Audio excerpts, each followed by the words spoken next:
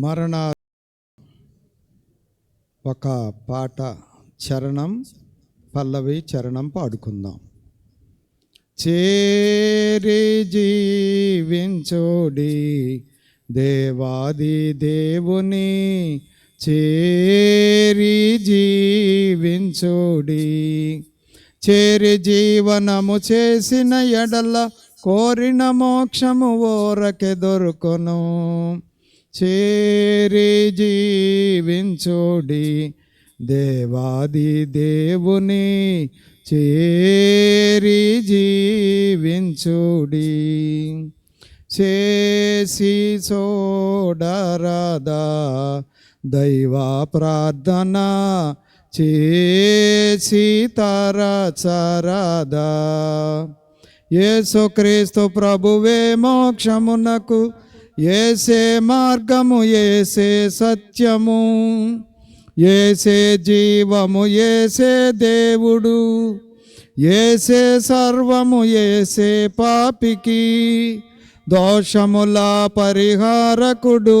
ఈ వ్యాసము నిజమో కాదో తెలియా, చేసెడి ప్రార్థన చేయుచు దేవుని, చేసెడి ప్రార్థన చేయుచు దేవుని చేరి జీవించోడి దేవాది దేవుని చేరి జీవించుడి. అందరికీ మరణాత. రక్షణ మహాసంకల్పము 23వ భాగము, నిరీక్షణ కాలములో 7వ అంశం. 3 నిరీక్షణ కాలము. ఆ నిరీక్షణ కాలములో 7వ అంశము అన్యరాజుల పాలన, ప్రవక్తల పరిచర్యలు. ఎజ్రా గ్రంథము నుండి మలాకీ గ్రంథము వరకు ఉన్నటువంటి గ్రంథాల యొక్క సారాంశమును మనం చెప్పుకుంటున్నాం. ఇస్రాయేలు దేశమును, ఇస్రాయేలు రాజ్యమును, ఇస్రాయేలు ప్రజలను దేవుడు తన సొంత ప్రజలుగా చేసుకొని వారిని ప్రత్యేకించి వారికి కనాను దేశమును ఇస్తానని వాగ్దానం చేశారు. అలాగూ వారిని ఏర్పాటు చేసుకున్న దేవుడు వారి రాజుల కాలములో అనేకులైనటువంటి ప్రవక్తలను ఏర్పాటు చేసుకొని వాడుకున్నాడు. అంతకుముందు కూడా ప్రవక్తల్లాంటి వాళ్ళు ఉన్నారు. హానోకు ప్రవచించాడు ప్రవక్త వలె. అలాగే మోషే గారు కూడా ప్రవక్త వలె ప్రవచించారు. అలాగే అనేకులైనటువంటి వారు ఆయా సందర్భాలలో ప్రవచనాలను తెలియజేసిన వారై ఉన్నారు. అయితే రాజులను ఏర్పాటు చేసిన తర్వాత దేవుడు ప్రవక్తలను ప్రత్యేకించుకొని వారి ద్వారా తన పనులను చేయించుకున్నాడు. వారికి భవిష్యత్తును తెలియజేసి, ప్రజలకు తెలియజేసి, వారికి హెచ్చరికలు చేసి వారిని వాడుకున్నారు. అలాగా ప్రవక్తలైనటువంటి వారు ఇశ్రాయేలు రాజ్యము, అలాగే రాజుల పాలన ఆరంభముతో వారి ప్రవక్తల యొక్క పరిచర్యలు కూడా ఆరంభమయ్యాయి. ఇశ్రాయేలు ఉమ్మడి రాజ్యముగా, ఒకే రాజ్యముగా ఉన్నప్పుడు 3 రాజులు పరిపాలించారు. సౌలు, దావీదు, అలాగే సొలొమోను. వీరి కాలములో సమూయేలు, నాతాను, గాదు, అహియా ప్రవక్తలుగా పరిచర్యలు చేశారు. ఆ తరువాత ఇశ్రాయేలు రాజ్యం 2గా చీలిపోయినది. ఇశ్రాయేలు రాజ్యం, యోధా రాజ్యం. ఈ 2 రాజ్యాల కాలముల్లో ప్రవక్తలు పనిచేశారు. అందులో గ్రంథాలు రాయలటువంటి ప్రవక్తలు ఏలియా, ఎలీషా, షమయ, ఒల్దా అనేటువంటి ప్రవక్త్రి. వీరిని గురించి మరి రాజులు, సమూయేలు, అలాగే రాజులు, దినవృత్తాంతాల గ్రంథములలో మనం చూడగలుగుతాం. ఈ ప్రవక్తలు పనిచేశారు కానీ గ్రంథాలు రాయలేదు. గ్రంథాలు రాసిన వారికి సహకరించి ఉండవచ్చు. అయితే ఈ యొక్క ప్రవక్తలు ఈ రాజుల కాలములో, ఉమ్మడి రాజ్యాల రాజుల కాలములలో పరిచర్యలు చేసి దేవుని విషయాలు ప్రజలకు చేరవేశారు. ఆ తరువాత వీరు పరరాజులు అంటే అన్యరాజుల కాలములో కూడా పనిచేశారు. ఇటు ఇశ్రాయేలు, యోధా రాజుల కాలముల్లో పనిచేశారు, అలాగే అన్యరాజుల కాలములో కూడా వీరు పనిచేసిన వారై ఉన్నారంటే పరిచర్య చేశారు. వారిలో పెద్ద గ్రంథాలు రాసినటువంటి ప్రవక్తలు యెషయా, యిర్మీయా, యెహెజ్కేలు, దానియేలు, మరి వీరు మరి ఆయా రాజుల కాలముల్లో, మరి ఇశ్రాయేలు, యోధా రాజుల కాలం, అలాగే అన్య రాజుల కాలములో కూడా వీరు మరి పరిచర్య చేశారు, గ్రంథాలను రాశారు. వీరిని పెద్ద గ్రంథాలు రాసిన ప్రవక్తలు లేక పెద్ద ప్రవక్తలు అంటారు. ఆ తరువాత చిన్న గ్రంథాలను రాసి పరిచర్యలు చేసినటువంటి ప్రవక్తలు అంటే వీళ్ళు చిన్న గ్రంథాలు రాశారు కానీ వీళ్ళు కూడా పెద్ద ప్రవక్తలతో సమానులే.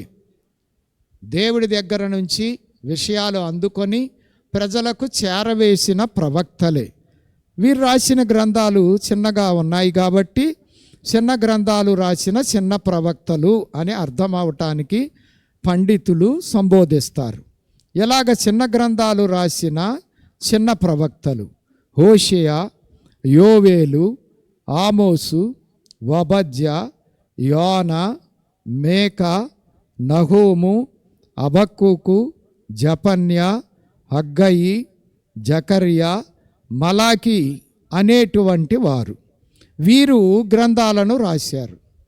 మరి బైబిల్ గ్రంథములో ఎజ్రా, నెహెమ్యా గ్రంథాలు ఉన్నాయి. ఆ ఎజ్రా, నెహెమ్యాల గ్రంథాలలో ఈ ప్రవక్తల ప్రమేయం కూడా ఉంది. అలాగే వారు మళ్ళా యెరూషలేము వచ్చి ప్రాకారములు, గుడిని మరమ్మత్తు చేసి పనిచేసిన వారై ఉన్నారు. ఆ విషయాలు ఎజ్రా, నెహెమ్యా గ్రంథాలు మనకి తెలియజేస్తాయి. ఆ తరువాత మరి ఎస్తేరు గ్రంథం యూదులను కాపాడేటువంటి గ్రంథం, యూదులకు రక్షణ దేవుడు కలగజేసిన దానిని వివరిస్తూ రాయబడినటువంటి గ్రంథం. అలాగే ఆ గ్రంథం తర్వాత యోబు గ్రంథం, కష్టాలలో కూడా దేవుడు తోడుగా ఉండి రెండెంతల ఆశీర్వాదం ఇవ్వగలడని తెలియజేయటానికి రాయబడిన పురాతన గ్రంథం యోబు గ్రంథం. తర్వాత కీర్తనల గ్రంథం దేవుణ్ణి స్తుతించడానికి మరి ఆయా విషయాలు తెలియజేయటానికి రాయబడిన గ్రంథం కీర్తనల గ్రంథం, భక్తులు చేసిన స్తుతి ఆ కీర్తనల గ్రంథంలో మనం చూస్తాం. తరువాత సామెతలు, ప్రసంగి, పరమగీతం, ఆధ్యాత్మిక చింతన కలిగిన వారి కొరకు సొలొమోను గారు రాసినటువంటి గ్రంథాలు ఈ మూడు. ఆ తరువాత యెషయా గ్రంథం దగ్గర నుంచి మలాకి గ్రంథము వరకు ఈ ప్రవక్తల గ్రంథాలు మరి వ్రాయబడినాయి. ఇవి పాత నిబంధన గ్రంథములో మరి ఏర్పాటు చేయబడ్డాయి. మరి పాత నిబంధన మరి గ్రంథాలు 39, అందులో ఈ గ్రంథాలు కూడా ఉన్నాయి. ఈ ప్రవక్తలందరూ కూడా మరి దేవుని పక్షముగా ప్రజలకు, పాలకులకు సందేశాలు అందించుటలో వీరు పరిచర్య చేసినటువంటి వారు. మరి వీరు దేవుని చిత్తాన్ని ప్రజలకు తెలియజేసేవారు, అలాగే దేవుని హెచ్చరికలు కూడా తెలియజేసేవారు. మరి ఈ విధంగా వీళ్ళు దేవునికి ప్రజలకు మధ్య గొప్ప పరిచర్యను అందించారు. అలాగే రాబోయే కాలములో జరిగేటువంటి విపత్తులు జరిగేటువంటి ఆయా విధములైనటువంటి పరిస్థితులను ముందుగానే ప్రజలకు తెలియజేసి వారు రాబోయే కాలములో ఎదుర్కొనేటువంటి వాటిని తట్టుకొని నిలబడటానికి ముందుగానే వారికి తెలియజేశారు. అలాగే రాబోయే మెషియాని గూర్చి కూడా ఈ ప్రవక్తలు తెలియజేశారు, ప్రవచించారు ఆయా సందర్భాలలో. అలాగే భవిష్యత్తులో రాజ్యాలను గూర్చి, పరిపాలనను గూర్చి కూడా వీరు తెలియజేశారు. ఈ విషయాలన్నీ కూడా ఈ గ్రంథాలలో మనం చూడగలుగుతాం, మనకు కనబడతాయి. కాబట్టి ప్రవక్తల యొక్క పరిచర్య గొప్పది. దేవుడికి మనుషులకు మధ్యలో వీరు సారథులుగా, మధ్యవర్తులుగా ఉండి గొప్ప పని చేశారు. అలాగ దేవుని చిత్తం జరిగించుటలో వీళ్ళు అనేకమైనటువంటి శ్రమలను కూడా అనుభవించారు. ఎందుకంటే దేవుడు చెప్పే సంగతులు ప్రజలకు ఇష్టము లేని కారణమున, కష్టముగా ఉన్న కారణమున ఈ ప్రవక్తలను హింసబెట్టిన వారు కూడా ఉన్నారు. ఆ హింసలను కూడా భరించి వీళ్ళు దేవునికి, ప్రజలకు మధ్యవర్తులుగా పనిచేసినటువంటి మరి ప్రవక్తలు వీరు.